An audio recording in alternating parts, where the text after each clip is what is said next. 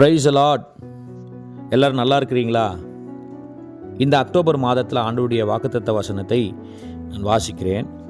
யோவான் 14ஆம் அதிகாரம் 13ஆம் வசனம். நீங்கள் என் நாமத்தினாலே எதை கேட்பீர்களோ குமாரனில் பிதா மகிமைப்படும்படியாக அதை செய்வேன்.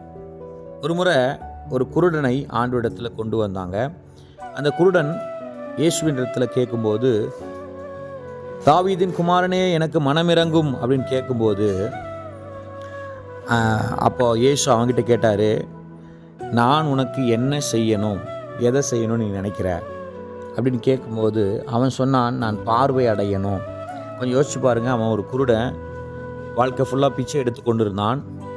அவனுக்கு அன்றைக்கி ஒரு சான்ஸ், எப்படி சொல்கிறதுனா, இது வரைக்கும் கிடைக்காத ஒரு சான்ஸ் நமக்கு கிடைச்சா நம்ம எப்படி பயன்படுத்துவோமோ அப்படி ஒரு சான்ஸ். இயேசுவே வந்து பேசுகிறார், உனக்கு என்னப்பா வேணும், என்ன செய்யணும்னு நீ நினைக்கிற? நம்மளாக இருந்தால், ஆண்டவரே எனக்கு நல்ல ஒரு வீடை கொடுங்க, நல்ல ஒரு அதை கொடுங்க, இதை கொடுங்கன்னு கேட்டிருப்போம். ஆனால் அந்த குருடன் இயேசுவிடத்தில் என்ன கேட்டேன்னா, நான் பார்வை அடைய விரும்புகிறேன், எனக்கு தரிசனத்தை கொடுங்க, என் வாழ்க்கையில் எதையும் விட முக்கியமானது பார்வை. அவனுக்கு முக்கியமானது பார்வை என்பதை உணர்ந்தவனாய் கேட்டான்.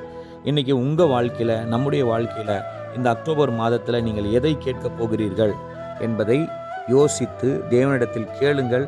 அவர் நிச்சயமாக கேட்கிற பிள்ளைகளுக்கு, என் நாமத்தினாலே நீங்கள் எதை கேட்பீர்களோ அதை செய்வேன்னு சொல்கிறார். இன்றைக்கி அநேக பேர் நம்ம எதையோ கேட்டுக்கொண்டு இருக்கிறோம். உண்மையாக தேவனிடத்தில் கேட்போம், கர்த்தர் பெரிய காரியங்களை செய்வார். ஜெபிக்கலாமா?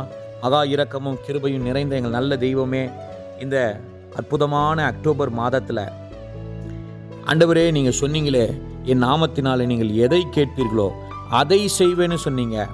ஆண்டவரே, அதை நீர் செய்வதற்காக, தருவதற்காக நன்றி. தொடர்ந்து எல்லாருடைய வாழ்க்கையிலும் அற்புதங்களையும் அடையாளங்களையும் செய்து நடத்துங்க, பெரிய காரியங்களை செய்யுங்க. இயேசுவின் மூலம் பிதாவே, ஆமேன், ஆமேன். God bless you. அக்டோபர் மாதத்தில் கர்த்தர் உங்களுக்கு பெரிய காரியங்களை செய்வார்.